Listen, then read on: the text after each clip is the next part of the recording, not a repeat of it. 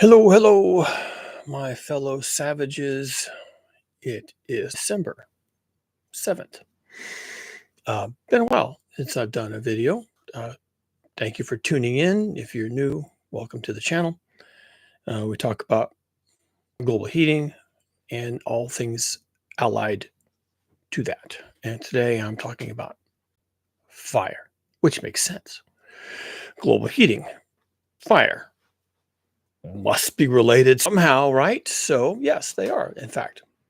Um, uh, Maybe a note quickly on why I haven't been on the channel too much recently. I've been actually kind of busy, but also I have to confess I'm becoming less and less engaged with the topic. Becoming less and less engaged with the topic. I find that the human species is becoming less engaged with the topic. I don't. At some point, I kind of don't see the point anymore.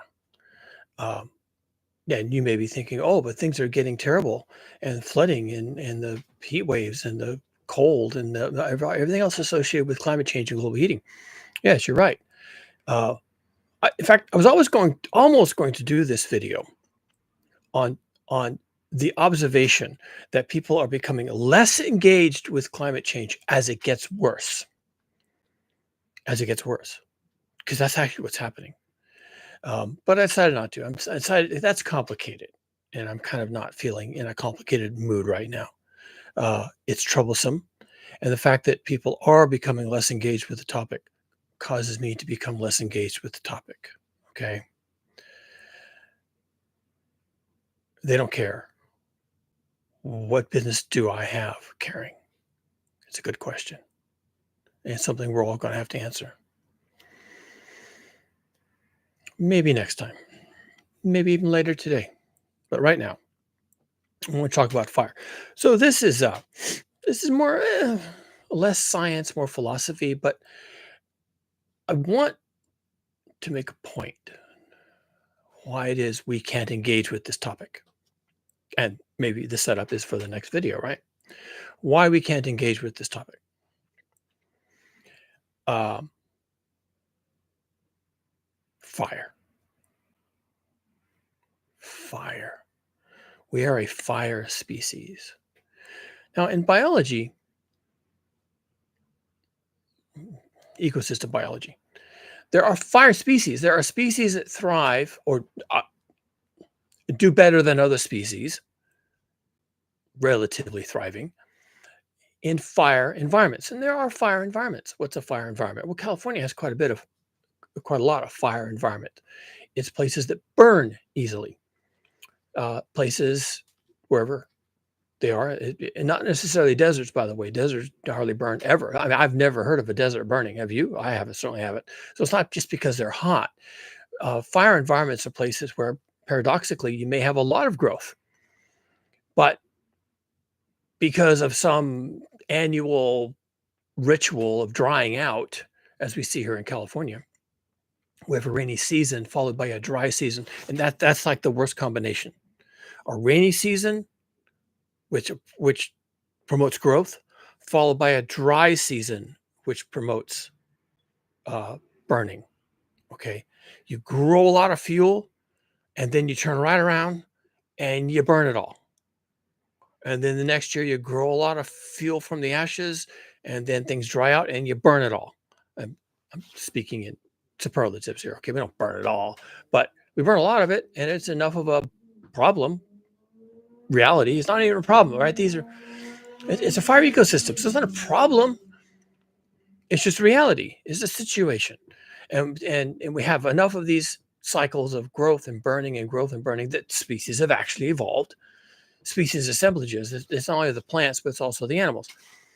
Even the soil itself evolved to accommodate frequent fire burning.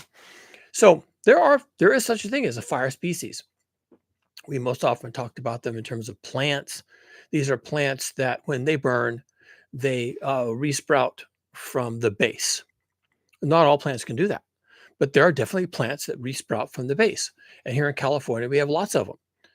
Manzanita, buckbrush, ceanothus, they they they resprout from the base.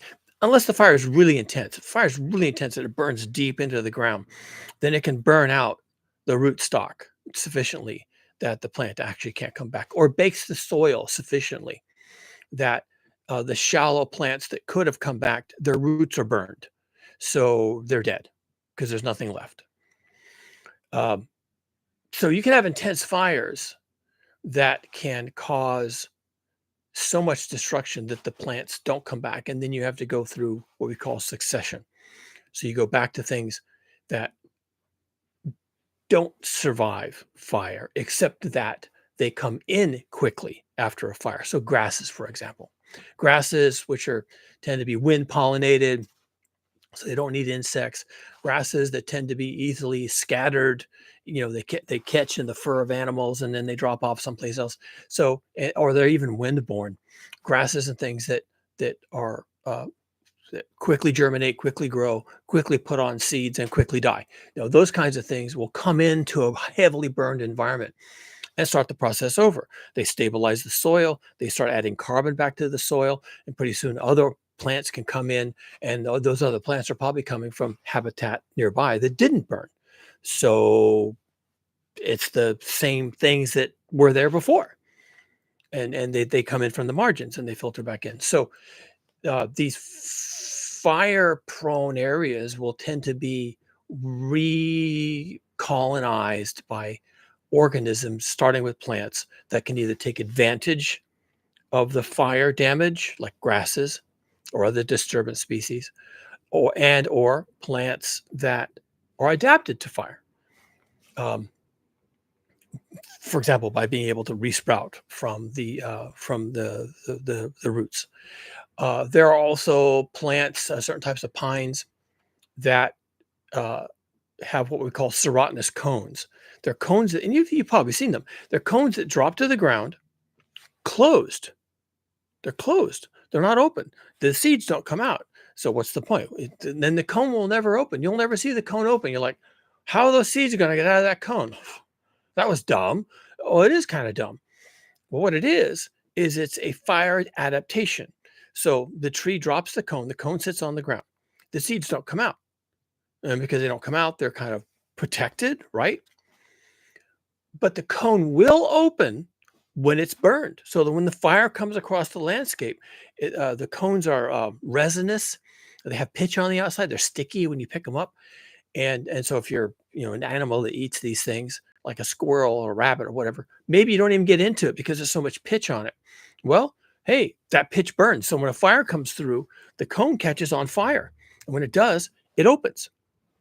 And the seeds then spill out of this cone and they find themselves in a burned habitat.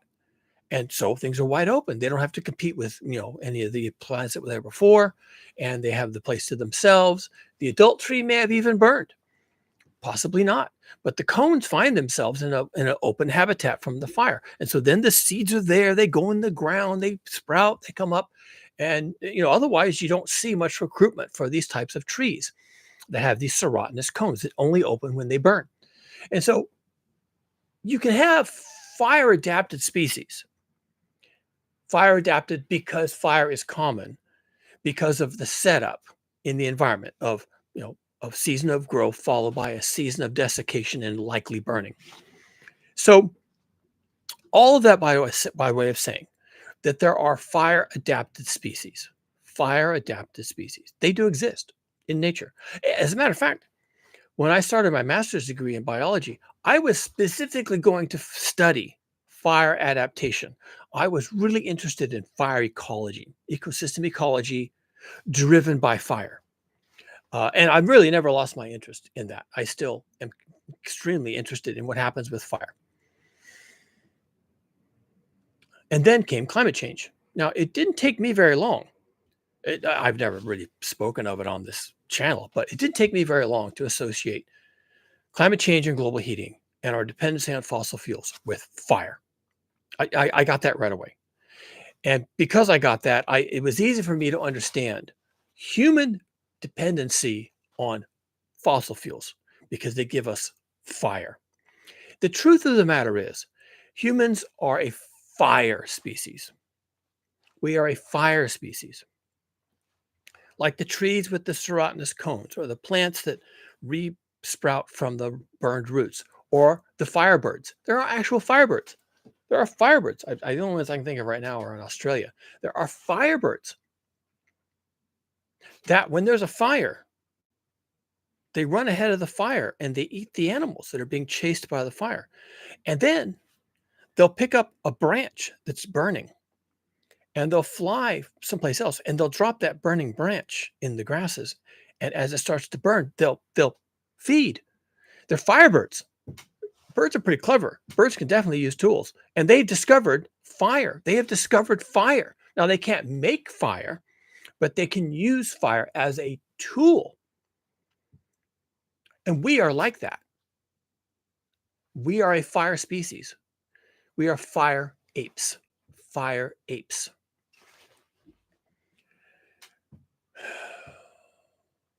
When talking about the pattern of invention and how humans differentiated themselves from mere animals, we're animals, okay?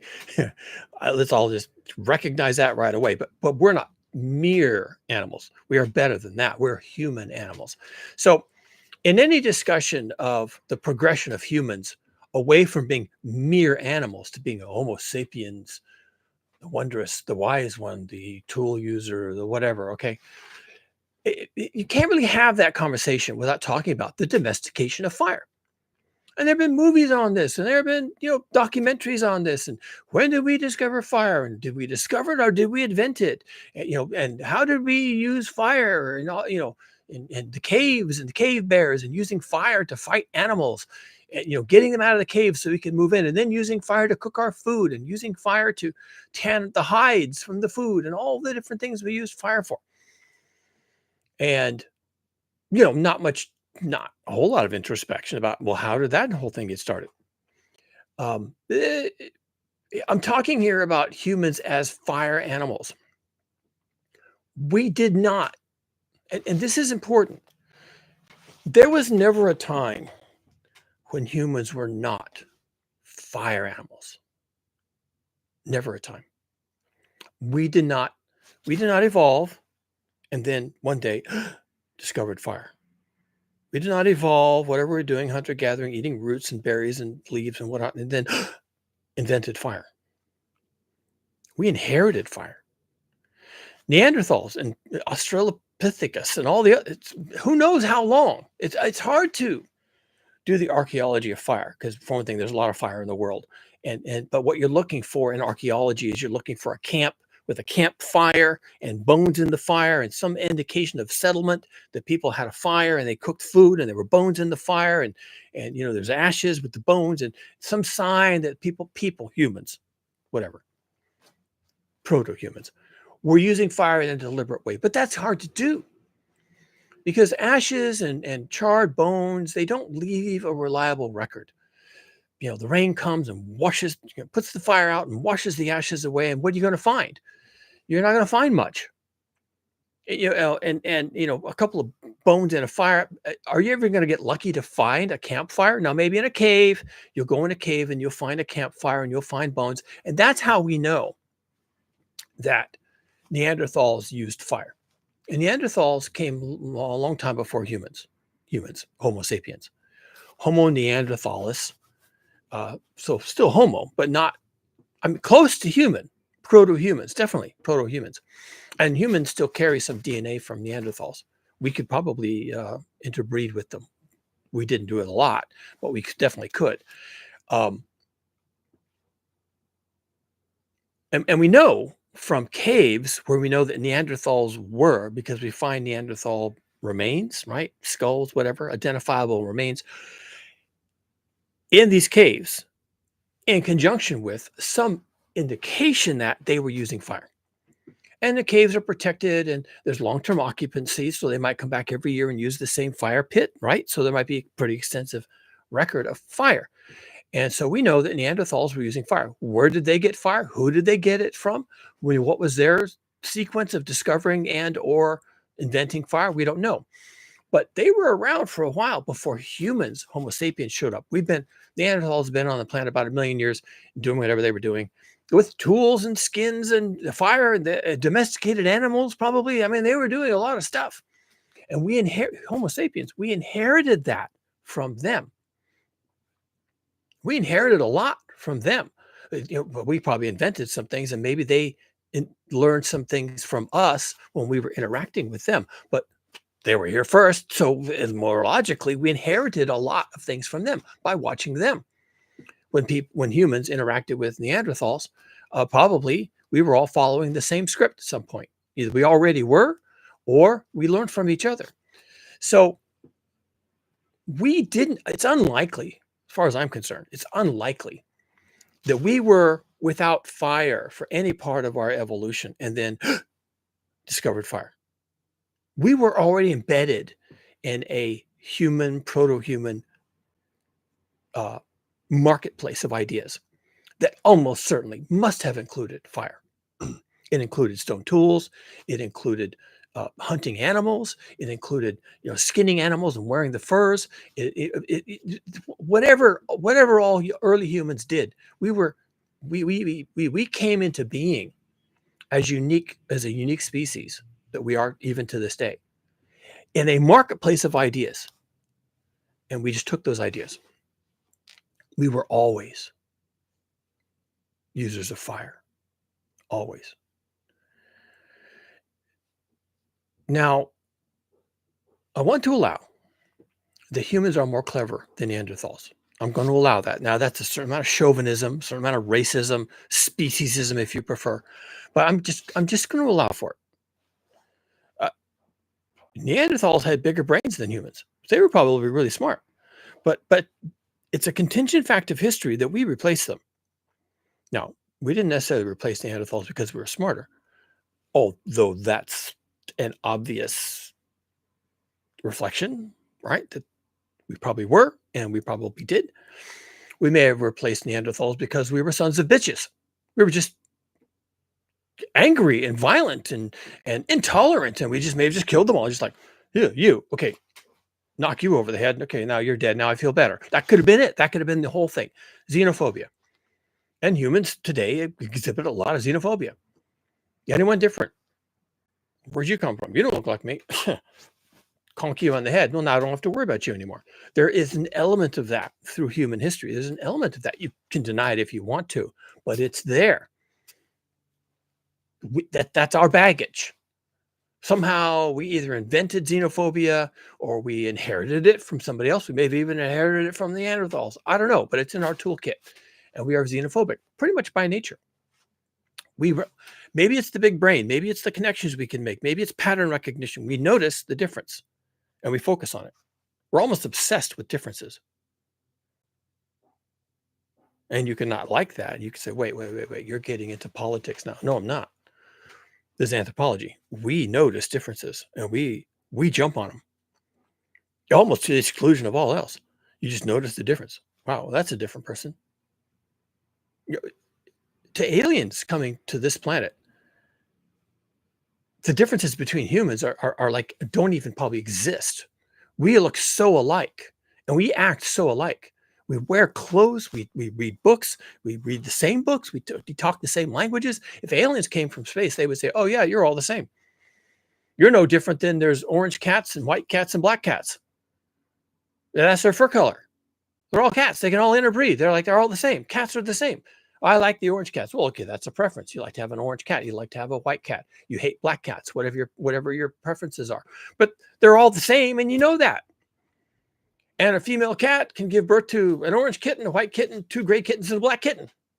Because that's how that works. That's how that shit works. They're all the same. Except for the fur color, maybe the fur pattern. And you have your preferences, and that's fine.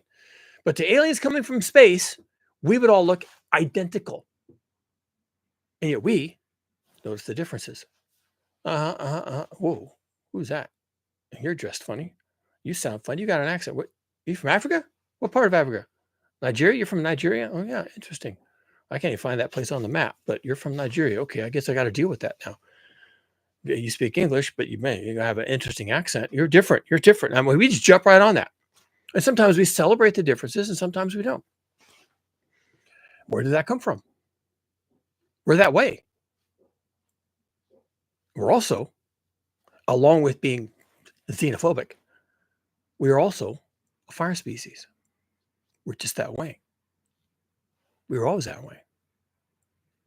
It may be that fire gave us such an enormous advantage that it helped us to evolve and survive in a world that was challenging, cold, right?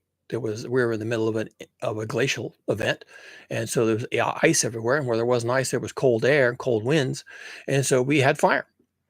We used fire to fight back nature and fight back the cold and fight back the ice. And we could advance into marginal habitat, cold places that you know were unoccupied, except by animals with lots of fur. And then we hunted the animals with lots of fur, and then we cooked them with the fire. So we've been doing fire for a long time. And everything we do today, to this day, because we are a fire species, because we are fire adapted, we never stopped with the fire. Everything that we were 300,000 years ago, every idea that we picked from the marketplace of ideas 300,000 years ago, we still carry forward to this day. They're characteristics, they're evolved characteristics. Every human born today, in the next hour, every human born today in the next hour is identical with regards to their behaviors. They are all going to be fire users, every single one of them, born today. Every child born in the next 5 minutes, there's going to be dozens, will end up being a fire user. I can say that with absolute certainty. They will all be fire users because we are all fire users.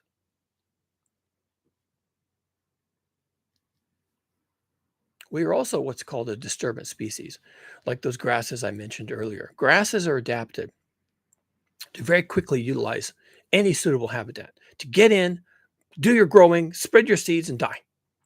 They're disturbance species. Boom, boom, boom, boom, boom, done. One season. And then there's seeds. And then the next season, boom, boom, boom, boom, boom, done. More seeds. Boom, boom, boom, boom, boom, every year from start to finish.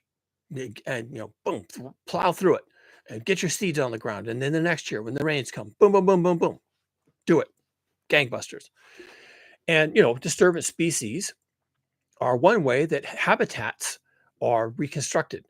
If a habitat is burned or a volcano hits it or something like that, whatever happens, landslides. It's easy to find disturbances in nature. A landslide is a disturbance. The trees get knocked down, all this bare dirt is opened up. First ones in are the grasses. Boom, grow, put your roots down, grow, shed your seeds, die. Okay, that's how they do it. Disturbance species. Humans are a disturbance species. We take advantage of any opportunity, any opening. And when it wasn't sufficient to simply find opportunities, like an opening in the forest, we create opportunities. We actually create disturbances to then take advantage of. It's as if grasslands, which really like open soil to get started, had matches. And so they find themselves, man, this is a really crowded place. Look at all these bushes. Look at all these trees. We can't even get started here. There's no sun on the ground. They take all the water. They cover us with leaves. That's bullshit. Light a match, throw it in there, wait for it to burn. Yep. Nice fire. That looks good. Okay, fire's down. Let's move in. That if grasses were like us, that would be their process. They would set fires to things that represent a challenge. And then when the disturbance has been created, they would move in and do their grass thing. And they grow up quickly, put your seeds on, scatter the seeds, die. Next year, do the same thing. That's what grasses do in a disturbed habitat.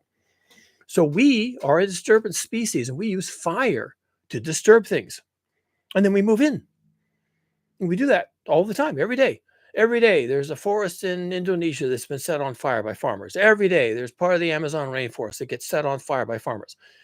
And then when we're not using actual fire, the primitive domesticated fire that you can start with a match, okay, we're using other forms of fire that have the same effect. So you heat your house, but you don't necessarily do it with wood or cow droppings like they might someplace else. You heat your house with maybe natural gas. And if you're heating it with electricity, which you might do, then that electricity comes from somewhere. And there's a good likelihood, depending on where you live, that electricity was generated with fire, boiling water and using the steam to turn the turbine. What do we boil water with? Coal, natural gas, bunker oil in some places. And we use the fire to heat the water to make the steam to turn the turbine to make the electricity. So it's fire. When we, in the past, for agricultural purposes, we would set fire to uh, a savanna, and then we would go in and hack out the roots, and then we would till the soil. And the ashes from the fire would actually provide some carbon into the soil. So we've actually enhanced the soil a little bit. And then we turn all that carbon, all that dead rope, all that charred wood, turn that in with our plows, and then we enjoy the openness and the farmland that we just kind of created. And but it all starts with fire. It does. And to this day, there are places in India that are. In fact, it was happening just a few weeks ago. Uh, are having an air quality crisis. No one could breathe the air in India because of the agriculture burning. It was agriculture season, and there's usually two. There's usually two ag seasons where the air quality gets really shitty. One, when they're clearing the land to plant, so they've got like light jungle or savanna or something like that that's in the way of their planting and tilling, whatever. So they set it on fire. And then later on, when the crops have been harvested, say rice or wheat or barley or the legumes or whatever else they're eating, you then burn the overburden, the leftover, the stuff you don't eat, right? When you harvest rice, you're in the rice kernels, you leave the straw. Well, then you have to do something with the straw. And you could wait 10 years for the straw to just, decay into the soil. That would be cool. But who's going to wait 10 years? They just set it on fire. So there's two times a year when fire is utilized in places like India, but also South America and really lots of places, Asia in general, where you've harvested and now you have to burn the straw or burn the remains of the parts you don't eat, or you have to clear the land in order to have the land at all. So we still use fire in agriculture, and it can still impact our quality of life, as it just did recently in India. No one could breathe the air. They couldn't breathe the air. They had to stay inside. It's horrendous. And 1,000 years ago, or even maybe 50 years ago, when there weren't so many people in India. Right now, there's 1.5 billion people in India. 50 years ago or 100 years ago, when there weren't quite so many people, then the farmers burning the crops maybe wasn't that big of a deal because there weren't that many farmers and there weren't that many crops. And, they didn't do it all at once. They kind of spaced it out. And plus, there weren't that many people to be impacted by the smoke. And most of them were farmers. And so they understood the smoke. Oh, yeah, we have to burn the crops and you have to burn the overburden. And so they were completely accustomed to the fire. They didn't complain about it. And now, because most Indians live in urban areas, and they've already got huge amounts of pollution from all the automobiles and the coal-fired power plants and all the artifacts of modernity. And then they burn the fields, and so it's like this compounding problem that now is a problem with modernity in India. But it's all fire. It's all fire. The coal-fired power plants, they're burning coal. It's fire to make electricity. It's all fire. All the pollution is from the fire. It's all fire. We are a fire species. We do everything with fire. And everything we do involves fire. And we use fire for everything all the time. We are a fire species. We use fire in mining. We take the ores and we burn them. We set them on fire and we burn the rock and then we get the metal out of it. And it's harder and harder to find metal ore that has a high content of metal. So we're burning more dirt than we used to burn to get the same amount of metal out of it. The really good mining is gone. Now we're mining stuff that we would have just passed by before. And that means we have to use more and more fire to get the metals and to do the alloys and to make things with metal. The hammering of the metal requires fire, shaping the metal, melting it, pouring it into ingots, shipping it around the country, and then melting it again and hammering it and pouring it into molds and recycling the metals. It's all fire. It's all fire. Every bit of it is fire. All of modernity is made possible by fire. We started with fire. We got where we are because of fire. We tamed fire. We tamed nature using fire. We bent nature to our will. We pulled up the rocks. We set them on fire. We burned the metal out of them. We made iron and bronze and copper and tin and gold and everything else. Fire. It's all fire. It's always been fire. It's been fire from the beginning. It's fire today and it'll be fire tomorrow until what happens? Until we burned everything. Now you could end you could end modernity just by burning everything that can be burned. You could do that. You could end modernity by burning everything. And there has been talk in the past, not so much right now, that we were going to burn all the fossil fuels. We were going to burn all the fossil fuels, and then that would be the end of modernity. And then we're back to hunter-gatherers, okay? That was the narrative, except we found more fossil fuels. All right, well,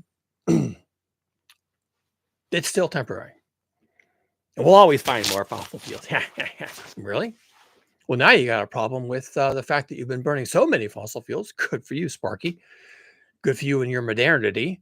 That you've been burning so many fossil fuels that now you've changed the atmosphere of the Earth. You've been dumping CO2 and other products, nitrous oxides and whatnot, into the atmosphere, changing the atmosphere, enhancing the greenhouse effect, and the planet's getting warmer from the excess CO2 and the enhancements to the greenhouse effect. That's going to leave a mark. You can't get away with that. But in truth, global heating, by enhancing the greenhouse effect, is yet another aspect of fire. We're heating the planet. And this is where you would say, oh, we've always been fire-based, and now we've changed the planet using fire, and now the planet's getting hot. Well, of course it would. We're the fire species. We did everything with fire. And anyone is surprised that the planet's getting hot? That's almost like just irony. It's a self-limiting problem. We're going to continue burning everything in sight until finally we have no place left to live. Yes, that's right. That's what we're going to do. We are in the process of doing that. The planet is now on fire. The planet is on fire because of us. We did that. We've always done that. We've always been doing that. We always will do that. Every child born today, every child born during the time it took to make this video will be a fire user. Fire user. 8,000 million of us. Fire users. And the planet's on fire. And anyone is surprised? I'm not. I'm not surprised at all. Be careful what you wish for, right? Be careful what you wish for. Fire is your friend. You're going to make the world proper for humans using fire. Okay. Well, welcome to the land of unintended consequences.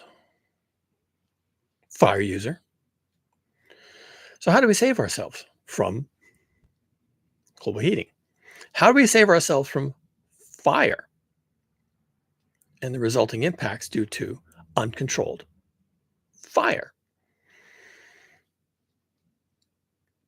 You stop setting shit on fire. I don't know how else to say it. Burning fossil fuels, oil, coal, and natural gas, and all the creative ways that we do that, right? Combustion, internal combustion engines, external combustion, that the millions of ways, turning turbines with steam, the thousands of ways, millions of ways that we have creatively thought of how to use fire. It's too much. It's become too much. 8,000 million of us. It's just become too much. And we're going to have to stop. And that's going to hurt. And if I'm right, and we are born to use fire, if we entered this world as humans, Homo sapiens, 300,000 years ago, with fire in hand, and we have evolved to burn things for fun and profit. If we evolve to burn things and set fire to things for fun and profit, then we're not going to stop. We can't stop. We're just going to burn everything. And we'll even, watch this, we'll even use fire as a solution to too much fire. Use fire as a solution to there being too much fire. This is actually a thing. It's not quite the same thing, but there's a thing where firemen, firefighters, especially people, this applies to cities too, by the way. Look up the San Francisco earthquake, 1904, 1906. Using fire to fight fire. Here in the mountains of California, the firefighters, when there's a wildland fire, will use fire to fight fire. It's called a backfire. They'll, the fire is coming from west to east, and you find an opportunity to set a fire that burns from east to west, and it lays behind it ashes. And then when the fire, the main fire is burning from west to east, comes east and hits the fire you set, it finds no fuel. It's called a backfire. And they use backfires to fight fires. You burn the fuel so that when the real fire comes in that you're fighting, it has no fuel. That's fighting fire with fire. It's a saying, right? You must fight fire with fire. Okay, well, that's not out there. That's the thing.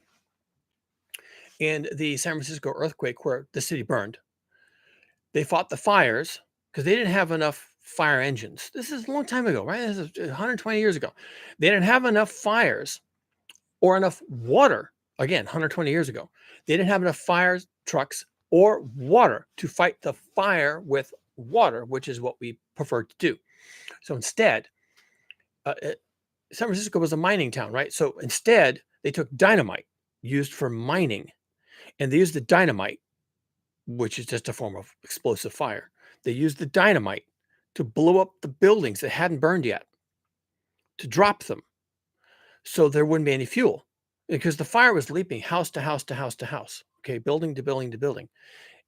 Going right from one window to the next window, because the windows were 2 feet apart, and so it could just go from one building to the next building. But if you blew that building up, you dropped it, then the fire would have to crawl across the wood rather than just jumping top to top to top to top, and that would then save the next building. So you break the chain of fire burning through the wooden buildings and finding the next building over. So they blew up blocks of buildings using dynamite, and that stopped the fire in places. That was the only way they could fight the fire in San Francisco after the earthquake. And of course, the reason why everything burned during the earthquake was not because the earthquake unleashed fire from the earth and volcanoes and eldritch flames. No, of course not. All these buildings had fires in them. We had domesticated fire, right? We were the masters of fire. We had fire everywhere. We had fire for illumination, candles and oil lamps. We kept fuel in our houses to fill our oil lamps with. We had gas that we used our cooking. We had wood fuel in the houses. We had matches, and we had all this stuff, all the acetylene and all these things that could burn. And so when that earthquake happened and the houses fell over, there were people that were cooking food in a wood stove, and they had wood and they had fire, and all this stuff was going on. They had the lights on with the gas, and the gas was in the walls, and the gas was in the ground, and the gas came out of the broken pipes, and there was fire, and there were flame, and there were candles, and there were oil lamps, and it all fell down because of the fire, the earthquake. And so everything caught on fire all at once because it was always fire.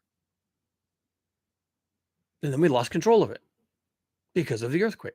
We thought we had a handle on things. The fire was controlled, and there were, glass chimneys over the flames, and the candles were, set in sconces, and they just burned down to the base, and then you just, clean them up and put a new candle in. Thought we had it. It's all in control. We are the masters of fire. Uh-huh, uh-huh. Well, earthquake came along, set us on fucking fire. All the fire got away. We were not masters of the fire. We were users of the fire, but the fire was like any other miracle of nature. It had its own mind. It had its own ways. The fire had its own methods of spreading, of creating more fire, of reproducing. And when the earthquake came, our very careful control of all the fires that were going on in San Francisco at the time weren't good enough. And the town burned. And then we had to use fire to fight fire. It's fire. It's fire all the way around. All of it's fire. Everything burning all the time. We think we're in control, but we're not. And now, because of all the fires, all the burning, all the stuff, all the coal, the oil, the natural gas, the wood, the peat, the cow dung, all the fires burning all the time, we've heated the planet. Not directly because fire is hot, but because of the waste products of the fire entering the atmosphere, enhancing the greenhouse effect, causing global heating to become accentuated, and the resulting excess heat collecting in the atmosphere is now another type of fire. Another type of fire. And just as with the wildland fires and the fires in the cities and the fires in India with the agriculture and all these fires, we think we've got a handle on things. Turns out we don't. And the other thing we don't know is that we're a fire species. And when you reflect on that, yeah, that's kind of true. We're a fire species. And we burn fossil fuels like crazy. What's the magic number again? I can't even remember. 100 million barrels of crude oil every day. Crude oil alone. That's not including the natural gas and the coal. Just the crude oil. The one thing of the three, just the one. 100 million barrels of oil every single day. 100 million barrels of crude oil every day just to keep the wheels turning and the gears and everything else. 100 million barrels of crude oil every single day. Wow. Wow. And it all burns. I mean, some of it probably doesn't. Some of it goes into plastics. Oh, but hey, guess what? You thought they were recycling the plastics? You're going to bail those up and put those on a ship and send those to China or send those to Vietnam or send those to Malaysia, and they're going to recycle those things and send them back to you as more consumer products? Wrong. They're taking them. They're paid to take them. They're paid to take your plastic. And then they set it on fire. They use it for a fuel. China was doing that. And their air was so bad from burning plastic. There's nothing worse than burning plastic. Nothing. Absolutely nothing. Burning gasoline is relatively straightforward. Burning plastic, the shit you get off of burning plastic will absolutely kill you. Hands down. And the smog they were getting in China from burning plastic, because that's all they were doing, they weren't recycling it. I mean, they took it as recycling. They took our plastic because they were paid to do that, because we didn't want it. We didn't want it in our landfills. We didn't want it on our streets and in our gutters. We didn't want it, filling up our garbage cans. We recycle it, which means we send it to fucking China. And what do they do with it? They get it and they're like, what can we do with this? Well, it's made out of crude oil. We can burn it. So they did. They burned it. They set fire to the plastics. And then they were breathing the smoke. And the smoke was so bad that they were dying. It was killing them. It was killing them. So they stopped. China doesn't take our recycling anymore. It goes someplace, but it doesn't go to China. And whoever's getting it is burning it. That's what they're doing. Because you really can't go into your marketplace and find products that you used to buy made out of virgin plastic, made out of recycled plastic. You can't hardly do that. I think the only thing I ever saw that was made out of recycled plastic and bragged about it, said made from recycled plastic, was a toothbrush. Just a funky little green toothbrush. It was green, of course, because this is green. We're recycling. Yoo-hoo. It was a toothbrush. I don't think I've ever seen anything else ever made out of recycled plastic. Try it. Just, I dare you, try to find something made out of recycled plastic and see if it's actually something you would buy. Would you buy water made out of recycled plastic that had someone else's water in it? Would you? Would you buy clothing made out of recycled polyester? That, who knows what it was used for? I don't want this on my skin. Yeah. Would you? I don't know. You can't hardly buy anything made out of recycled plastic. So where's it all going? Some of it's going into the sea, and some of it's burning. They burn it for fuel to do other things. For example, to make new plastics. They burn the old plastic as fuel to generate electricity to make new plastics. Okay, that's us. That's how we do things. That's us. And then you're going to tell me we're going to manage climate change, that we're going to manage global heating, that we're going to turn the corner and we're going to do something different. Fire is our nature. Fire is how we got here. Fire is how we go anywhere. It's all fire. It's always been fire. It will always be fire until it isn't. And what is it then? I can make some guesses, I guess. Well, I'm not going to. You can figure that out on your own.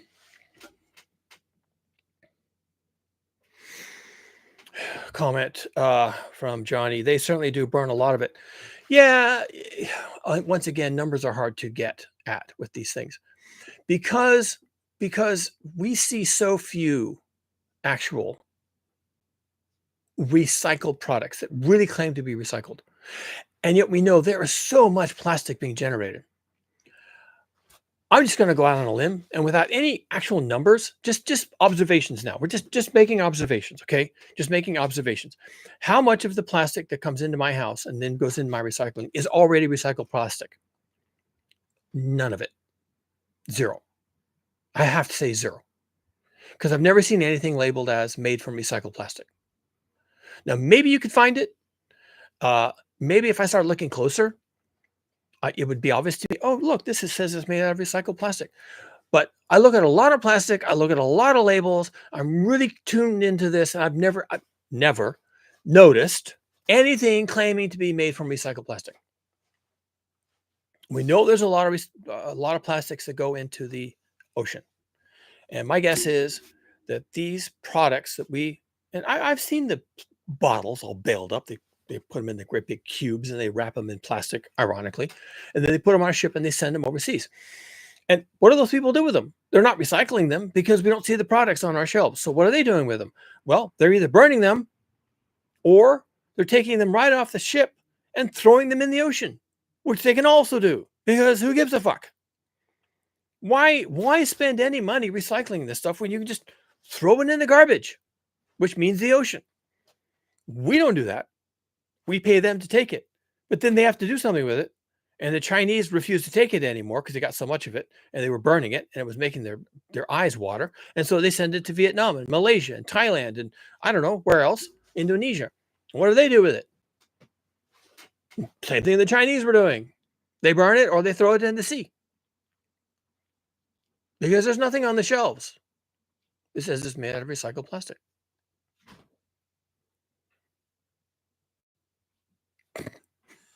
Plastic is recycled. Yeah, think whatever you like. Plastic is a fuel. And we like burning things. And you think we're not going to set fire to it?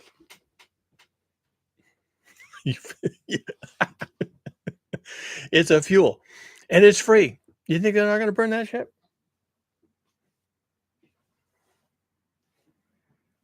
Think whatever you like. Anyway, I am done here. I got things to do. I've got a world to save. Just my little corner of it. But that's what I'm going to do. We're going to rent an electric car to take the wife to her dental appointment. We could only find a provider way out of town. So we're just having to face up to it. So we're going to rent an electric car. But in order to do that, I have to update my electrical so that I can charge an electrical car. So we are going to do that. I'm going to do that. So that's what I'm doing today. Electrical wiring. Wish me luck. Don't forget to like and subscribe, right? It makes a difference. YouTube picks up this stuff, but depending on who wants to like it or subscribe to it.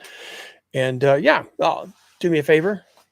And I'll be back on here once in a while. Like I say, I've been distracted with other things, but I do want to talk about this other thing. Um, why people are not engaging with the topic anymore, because they're not. And that's going to be a thing that I have to do. All right. Well, we'll see you then. And until then, stay out of trouble.